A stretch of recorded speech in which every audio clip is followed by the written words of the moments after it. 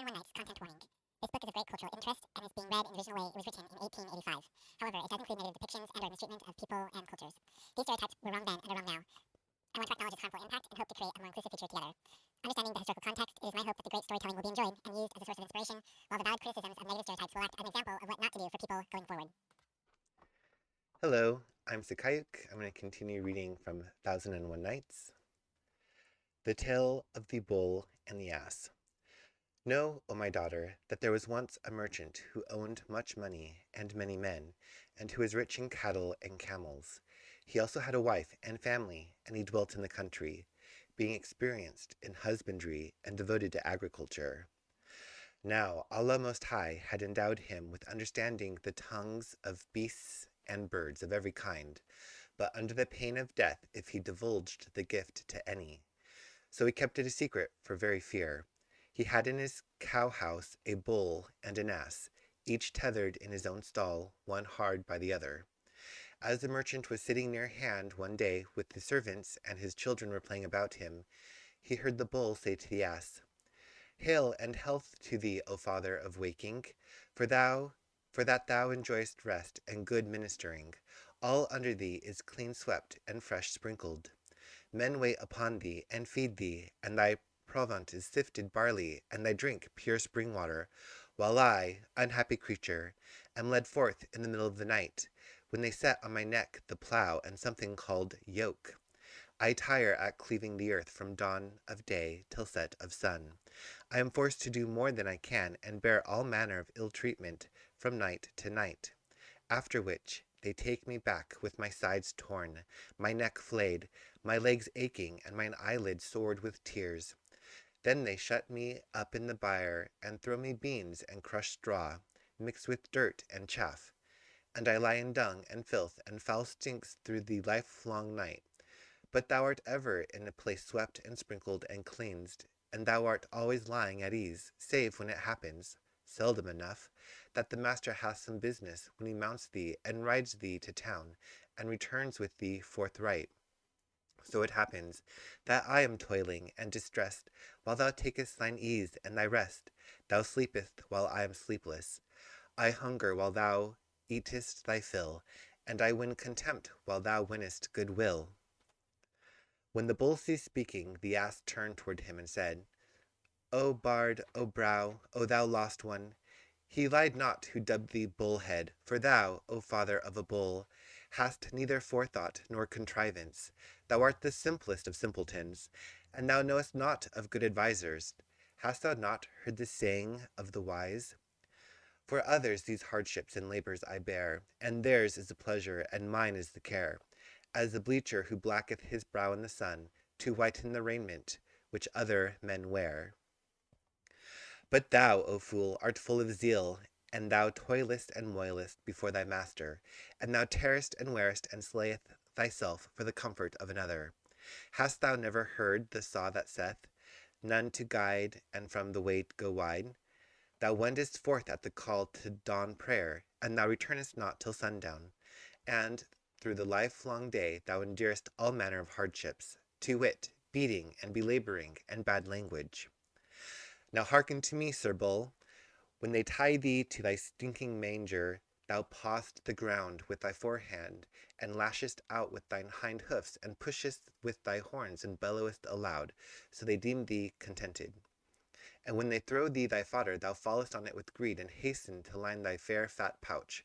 But if thou accept my advice, it will be better for thee, and thou wilt lead an easier life even than mine. When thou goest afield, and they lay the thing called yoke on thy neck, lie down, and rise not again, though happily they swinge thee. And if thou rise, lie down a second time. When they bring thee home and offer thee thy beans, fall backwards, and only sniff at thy meat, and withdraw thee, and taste it not, and be satisfied with thy crushed straw and chaff. On this wise feign thou art sick, and cease not doing thus for a day, or 2 days, or even 3 days. So shalt thou have rest from toil and moil. When the bull heard these words, he knew Ass to be his friend, and thanked him, saying, Right is thee rede, and prayed that all blessings might requite him, and cried, O Father Wakener, thou hast made up for my failings. Now the merchant, O my daughter, understood all that passed between them. The next day the driver took the bull, and settling the plough on his neck, made him work his wont. But the bull began to shirk his plough, according to the advice of the ass, and the ploughman drubbed him till he broke the yoke and made off. But the man caught him up and leathered him till he despaired of his life. Not the less, however, would he do nothing but stand still and drop down till the evening. Then the herd led him home, and stabled him in his stall. But he drew back from his manger, and neither stomped, nor ramped, nor butted, nor bellowed, as he was wont to do. Whereat the man wondered. He brought him the beans and husks, but he sniffed at them, and left them, and lay down as far from them as he could, and passed the whole night fasting. The peasant came the next morning, and seeing the manger full of beans, and crushed straw untasted, and the ox lying on his back in the sorest plight, with legs outstretched and swollen belly, he was concerned for him, and said to himself, By Allah, he hath assuredly sickened, and this is the cause why he would not plough yesterday. Then he went to the merchant, and reported, O my master, the bull is ailing. He refused his fodder last night. Nay more, he hath not tasted a scrap of it this morning. Now the merchant farmer understood what all this meant, because he overheard the talk between the bull and the ass. So quoth he, Take that rascal donkey, and set the yoke on his neck, and bind him to the plough, and make him do bull's work. Thereupon the ploughman took the ass, and worked him through the livelong day at the bull's tasks. And when he failed for weakness, he made him eat stick till his ribs were sore, and his sides were sunken, and his neck was flayed by the yoke. And when he came home in the evening, he could hardly drag his limbs along, either forehand or hind legs. But as for the bull, he passed the day lying at full length, and had eaten his fodder with an excellent appetite, and he ceased not calling down blessings on the ass for his good advice, unknowing what had come to him on his account. So when night set in, and the ass returned to the byre, the bull rose up before him in honor, and said, May good tidings gladden thine heart, O Father Wakener. Through thee I have rested all this day, and I have eaten my meat in peace and quiet. But the ass returned no reply, for wrath and heart-burning, and fatigue, and the beating he had gotten. And he repented with the most grievous of repentance, and quoth he to himself, This cometh of my folly in giving good counsel. And as the saw saith, I was in joy and gladness, not save my officiousness brought me this sadness, but I will bear in mind my innate worth, and the nobility of my nature. For what, saith the poet, shall the beautiful hue of the basil fail, though the beetle's foot o'er the basil crawl, and though the spider and fly be its denizens, shall disgrace attached to the royal hall. The cowrie, I ken, shall have currency, but the pearl's clear drop shall its value fall. And now I must take thought, and put a trick upon him, and return him to his place, else I die. Then he went aweary to his manger, while the bull thanked him and blessed him. And even so, O my daughter, said the wazir, thou wilt die for lack of wits. Therefore sit thee still, and say naught, and expose not thy life to such stress. For, by Allah, I offer thee the best advice, which cometh from my affection and kindly solicitude for thee. O my father, she answered, needs must I go up to this king, and be married to him. Quoth he, Do not this deed. And quoth she, Of a truth I will. Whereat he rejoined, If thou be not silent, and bide still, I will do with thee even what the merchant did with his wife. And what did he? Asked she. Know then, answered the wazir, that after the return of the ass, the merchant came out on the terrace roof with his wife and family, for it was a moonlit night, and the moon at its full. Now the terrace overlooked the cow-house, and presently, as he sat there with his children playing about him, the trader heard the ass say to the bull, Tell me, O father Broad-o-Brow, what thou purpose to do tomorrow. The bull answered, What, but continue to follow thy counsel, O Ali Baran? Indeed, it was as good could be, and it hath given me rest and repose. Nor will I now depart from it one tittle. So, when they bring me my meat, I will refuse it, and blow out my belly, and counterfeit crank. The ass shook his head, and said, Beware of so doing, O father of a bull. The bull asked, Why? And the ass answered, Know that I am about to give thee the best of counsel, for verily I heard our owner say to the herd, If the bull rise not from his place to do his work this morning, and if he retire from his fodder this day, make him over to the butcher that he may slaughter him, and give his flesh to the poor, and fashion a bit of leather from his hide. Now I fear for thee on this account. So take my advice ere a calamity befall thee, and when they bring thee thy fodder, eat it, and rise up, and bellow, and paw the ground, or our master will assuredly slay thee, and peace be with thee. Thereupon the bull arose aloud, and thanked the ass, and said, Tomorrow I will readily go forth with them. And he at once ate up all his meat, and even licked the manger. All this took place, and the owner was listening to their talk.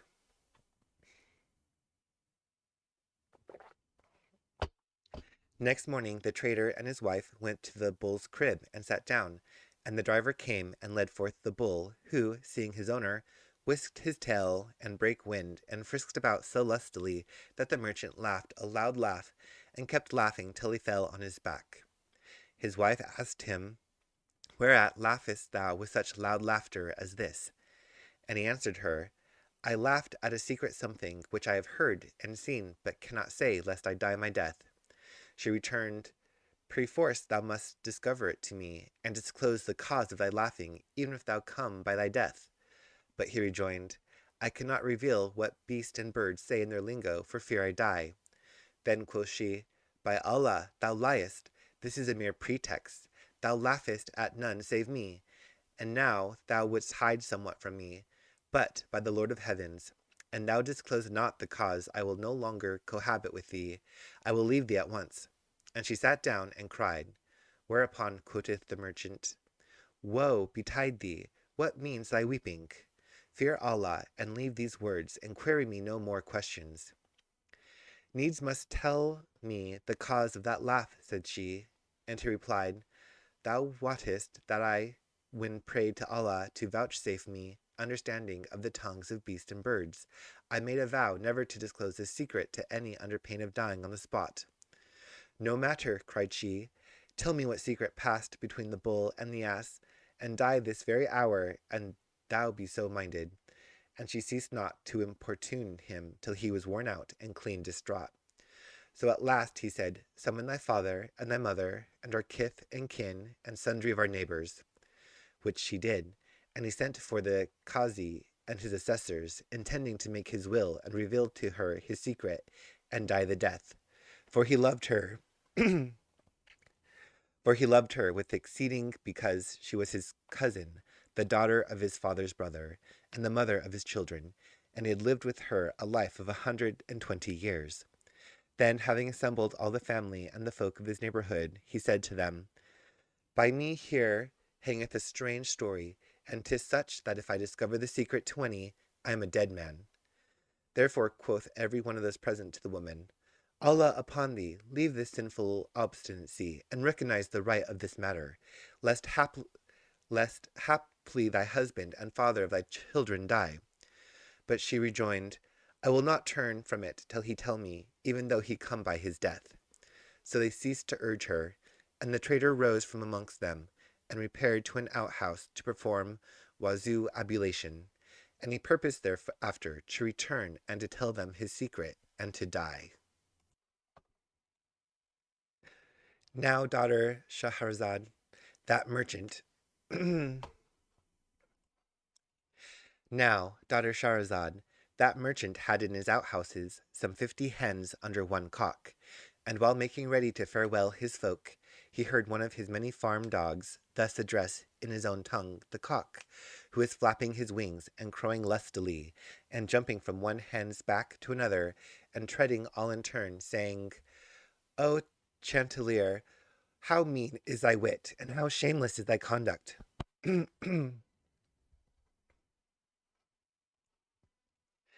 Be he disappointed who brought thee up.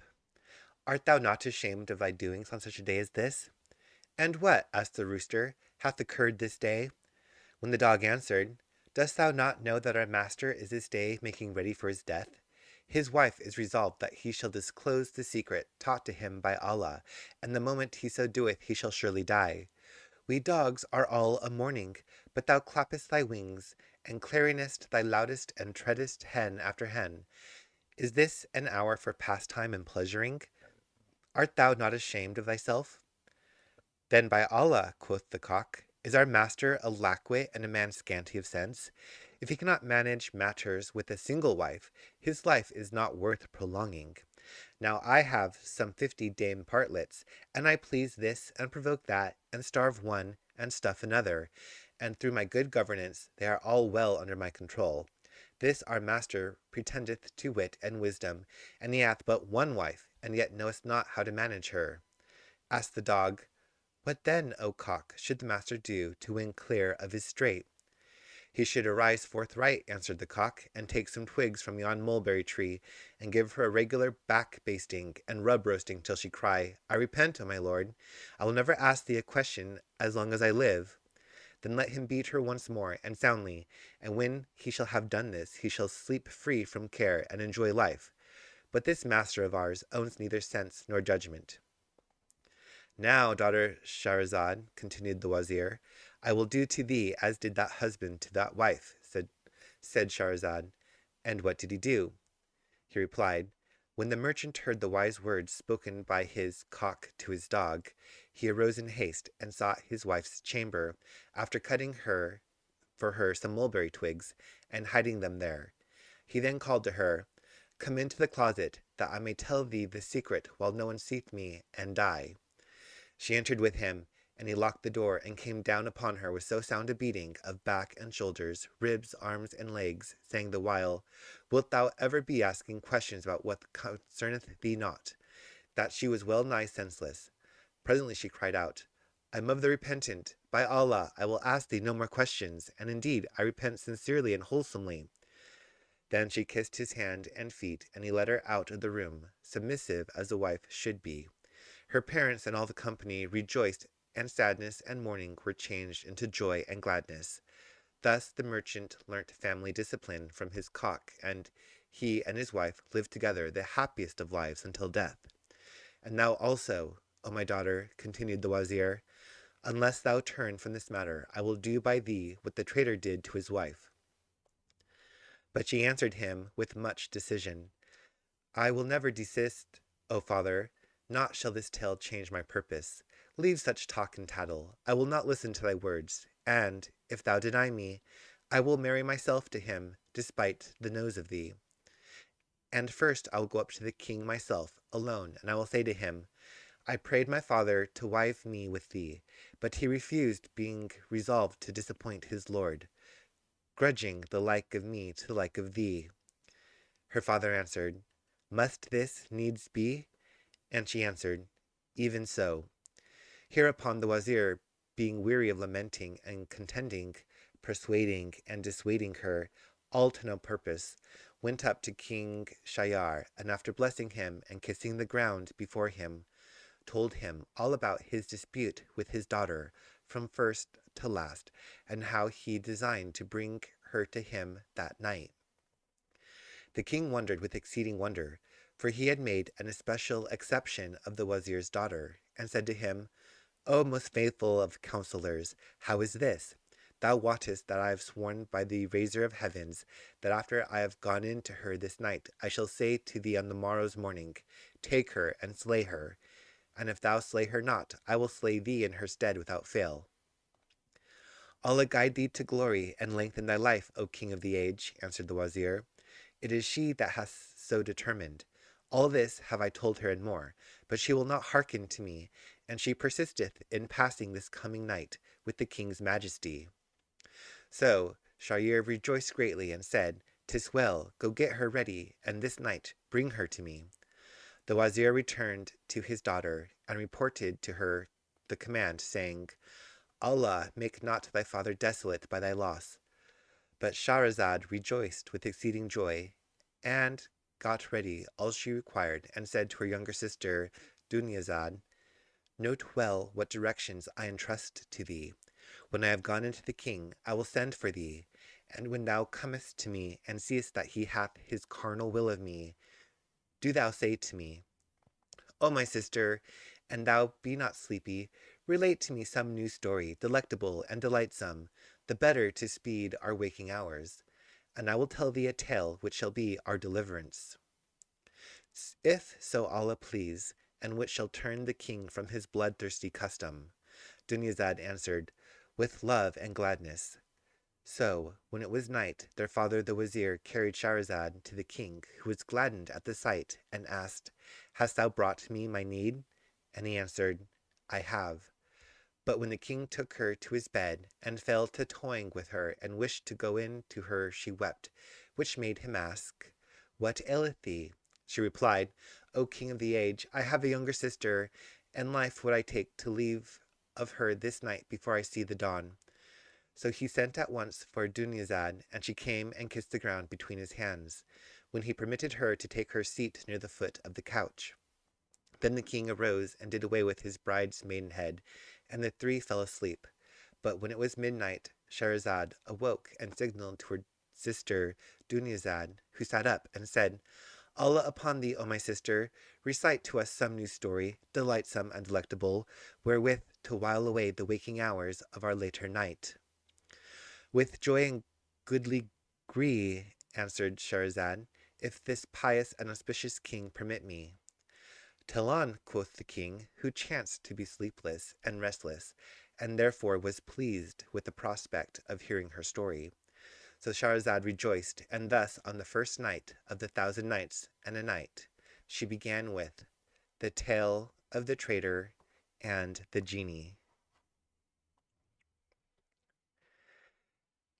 Thank you for subscribing, liking, and sharing my channel with people you think would like it also. Watching my videos all the way to the end truly supports my creative endeavors on the YouTube algorithm. For those of you who want to support me more directly, please consider buying my artwork and creations from Etsy and digital books and short stories from Smashwords, many of which are free. For anyone who wants to support me in becoming a full-time artist and content creator, please consider becoming a Patreon supporter. Links as always in the description. Keep it indigenous, Kuyana and Chickenick. Testing, testing, 1, 2, 3. Testing, testing, 1, 2, 3.